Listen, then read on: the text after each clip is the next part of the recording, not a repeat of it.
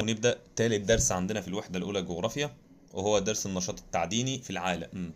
الدرس ده هنقدر نعرف فيه ثلاث حاجات مهمين جدا: النشاط التعديني، أهميته والمراحل بتاعته وتعريفه، يعني إيه أصلا نشاط تعديني، وناخد مجموعة من المعادن اللي موجودة باستخداماتها بأولى الدول إنتاجا ليها، ثم نروح لتالت جزء نتكلم فيه على مصادر الطاقة ونعرف ليه بتتسمى باسم القوى المحركة. فتعالى كده نشوف بقى النشاط التعديني يعني ايه. يعني ايه اصلا تعدين؟ التعدين ده هو عملية استخراج المعادن ومصادر الطاقة من باطن الارض. ان انت بتطلع من الارض معادن بمختلف انواعها بقى: حديد، فوسفات، منجنيز، نحاس، ايا كان. ومصادر الطاقة زي فحم، بترول، غاز طبيعي من باطن القشرة الأرضية أو بالقرب من السطح. يعني ممكن تلاقيها على مسافات منخفضة جدا، وممكن على مسافات عميقة جدا. طيب، النشاط التعديني ده محتاج مواد خام. لو في معادن ومصادر طاقة تقدر تقول ان انت هتعمل او هتشتغل بالنشاط التعديني بكميات وفيرة. يكون عندك كميات كبيرة جدا من المعادن ومصادر الطاقة قريبة من المراكز الصناعية، يعني قريبة من المصانع، عشان تقدر انك تنقلها من المنجم ده المكان اللي بتطلع منه المعدن، الى المصنع المكان اللي بتصنع فيه المعدن.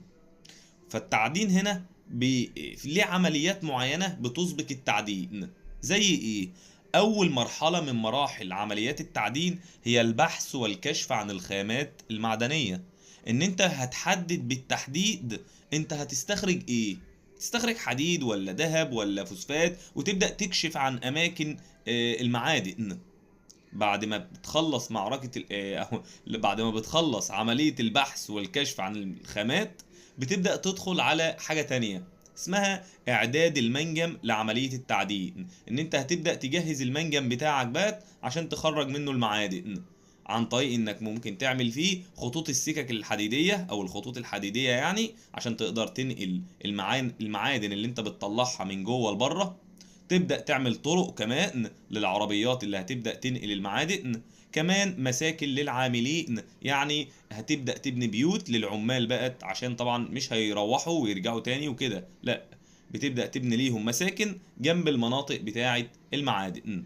خلصت المرحلة الأولى وخلصت المرحلة التانية، بعد كده تبدأ مرحلة الإنتاج والنقل والتوزيع. تبدأ تشتغل والمصنع بتاعك يصنع، ثم بعد كده تنقل المنتجات دي، ثم بعد كده تبدأ توزعها على الأسواق. فدول المراحل بالتحديد اللي بتسبق عملية التعدين. تلات تقريبا مراحل، الأولى والتانية بيودوا للتالتة على طول، اللي هي مرحلة الإنتاج والنقل والتوزيع. تعال نشوف الموارد المعدنية. القشرة الأرضية اللي هي التربة يعني بتحتوي على العديد من المعادن. وصل عدد المعادن ل2000 معدن، عرف منها على المستوى التجاري والصناعي 200 بس. يعني احنا حوالينا معادن تقريبا عددهم 2000. هل ال2000 كلهم بيستخدموا في التجارة والصناعة؟ لا، انت بتستخدم 200 معدن بس منهم، دول اللي بتسمع اساميهم باستمرار يعني. الدول المتقدمة بتستهلك كميات كبيرة جدا من المعادن، حوالي 85% من معادن العالم. الدول الصناعية الكبيرة بتلاقيها بتستهلك كميات كبيرة قوي من المعادن، بالرغم ان فيها خمس سكان العالم، يعني ما فيهاش سكان كتير ولا حاجة.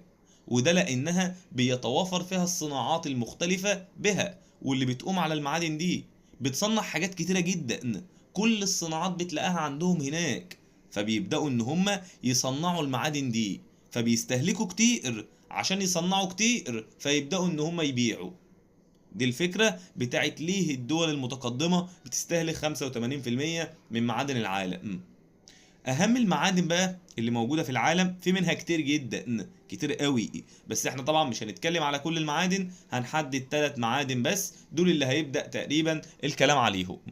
طبعا معادن زي حديد، نحاس، البوكسيت، المنجنيز، الفوسفات، الذهب، اليورانيوم. دي كلها معادن كتيرة، بس احنا هناخد 3 معادن بس نبدأ كلام عليهم. اول معدن عندنا هو معدن الحديد.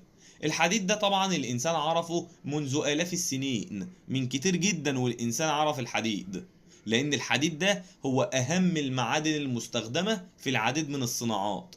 بص على اي صناعة جنبك هتلاقيها تقريبا مصنوعة من الحديد، فبنلاقيه بيدخل في الصناعات الثقيلة اللي زي القطارات. اي قطر طبعا بتلاقيه في حديد. الحديد والصلب، الحديد بتاع المباني ده برضو تلاقيه كله حديد، مهمة جدا. واهم الدول المنتجة للحديد هي دولة الصين، اكبر دولة على مستوى العالم انتاجا للحديد. بيجي من بعدها رقم 2 استراليا. الحديد كده كده طبعا موجود في جميع قارات العالم، كل القارات بتصنع حديد، كل الدول بتنتج حديد وبتصنعه، لكن احنا بنتكلم على اكبر دولة الصين، ثم بيجي من بعدها استراليا.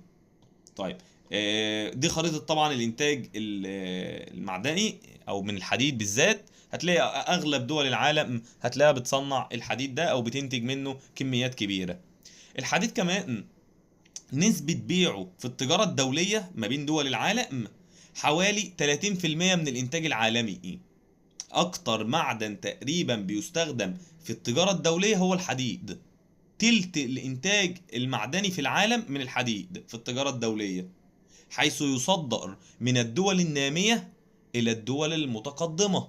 دولة نامية زي مين؟ زي موريتانيا. موريتانيا دي ما عندهاش إمكانية تصنيع الحديد، ما عندهاش الأيدي العاملة القادرة على إنتاجه، ما عندهاش التكنولوجيا الحديثة اللي تنتج بها المعادن وتصنعها، فبتضطر إنها تبيع الحديد كمواد خام للدول المتقدمة.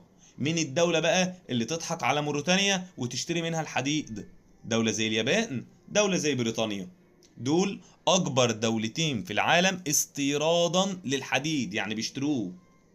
إنما موريتانيا طبعا دولة نامية بتبيع الحديد بتاعها. ده بالنسبة للحديد. نروح لتاني معدن عندنا وهو معدن النحاس. النحاس معدن مهم جدا لأنه بيدخل برضه هو كمان في الصناعات المختلفة زي صناعة الأسلاك. أي سلك بتلاقي فيه نحاس. صناعة الأدوات الكهربائية، أي أداة، أي جهاز هتلاقيه بيشتغل بالكهرباء تلاقي فيه نحاس أيا كان هو إيه. طيب، أهم الدول المنتجة بقى لمعدن النحاس اللي هو مفيهوش كلام كتير ده، أكبر دولة في العالم منتجة ليه هي دولة تشيلي. دولة تشيلي دي في أمريكا الجنوبية، أولى دول العالم إنتاجا ليها، وأنت أول مرة تسمع اسمها هنا في المنهج بتاعنا. تاني أكبر دولة هي الصين، والصين دي موجودة في قارة آسيا. برضو تاني أكبر دول العالم إنتاجا بعد شيلي. ده بالنسبة للنحاس، والنحاس ما فيهوش كلام كتير. تعال نشوف بقى المعدن التالت عندنا هو معدن البوكسيت. البوكسيت ده هو المادة الخام اللي بيتصنع منها الألمونيوم، لأن الألمونيوم ده مش معدن، لأ. بجد الألمونيوم مش معدن، البوكسيت هو اللي معدن، إنما الألمونيوم ده بيتصنع من البوكسيت. يبقى تاني، البوكسيت بيتقال عليه هو المادة الخام لمعدن الألمونيوم، والبوكسيت ده معدن سهل التشكيل، ممكن تشكله وتعمل منه حاجات كتير. أهم الدول المنتجة للبوكسيت هي دولة أستراليا، أكبر دولة في العالم منتجة طبعا لمعدن البوكسيت. البوكسيت ده بيجي عليه أسئلة مهمة جدا لازم أن تكون عارفها. زي إيه؟ زي تحويل البوكسيت إلى ألمونيوم. إزاي بتبدأ إن أنت تشتغل على البوكسيت ده وتعمل منه ألمونيوم؟ بيحتاج لثلاث شروط معينين لازم يكونوا موجودين. لو الثلاث شروط دول موجودين تقدر تعمل ألمونيوم من البوكسيت طبعا. طب مش موجودين، لا مش هتقدر تصنع الألمونيوم. طب بيحتاج ايه بقى؟ اول حاجة طاقة كهربائية، بيحتاج كهرباء عالية طبعا، كهرباء كبيرة جدا. تاني حاجة بيحتاج لخبرة علمية وفنية متطورة، محتاج ناس فنيين ومتخصصين شاطرين جدا في المجال ده. تلاتة بيحتاج سوق محلية وخارجية تستوعب الإنتاج، محتاج أسواق كبيرة عشان تبيع فيها الألمونيوم، لأنك أنت مش هتصنع وتسيب الألمونيوم جنبك، لا أنت محتاج تبيعه. طيب، هل العوامل دي موجودة في الدول النامية؟ لا مش موجودة فيها. فعشان كده بتلاقي إن الدول النامية بتبيع البوكسيت كمادة خام، زي ما بتطلعه زي ما بتبيعه على طول، يعني مش بتصنع، لان احنا قلنا ان دي دول نامية ما عندهاش امكانيات التصنيع، فبتضطر تصدره للدول المتقدمة.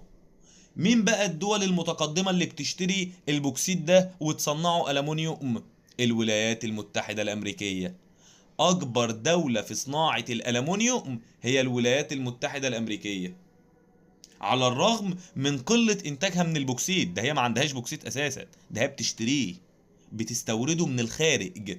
وده طبعا بسبب عندك شروط صناعة، لأن عندها طاقة كهربائية وعندها خبرة علمية وفنية وعندها سوق محلية وخارجية، عشان كده بتصنع البوكسيت. بيجي من بعد بقى الولايات المتحدة، كندا، استراليا، اليابان. تاني عشان الحتة دي احيانا بتلخبط، لما يقول لك مين اكبر دول العالم انتاجا للبوكسيت هتقول له استراليا. طب اكبر دول العالم اللي بتشتري البوكسيت وبتحوله الالومنيوم؟ لا، هنا بقى الولايات المتحدة. طب هل الولايات المتحدة عندها اصلا انتاج في اراضيها من البوكسيت؟ لا. امال بتجيبه ازاي؟ بتشتريه من الدول النامية. مين مع الولايات المتحدة بينتج البوكسيت وبيحوله الألمونيوم؟ من بعد الولايات المتحدة بتيجي كندا اللي هي معاها في نفس القارة، بتيجي أستراليا، وبتيجي كمان اليابان. فدول أكبر دول العالم إنتاجا للبوكسيت.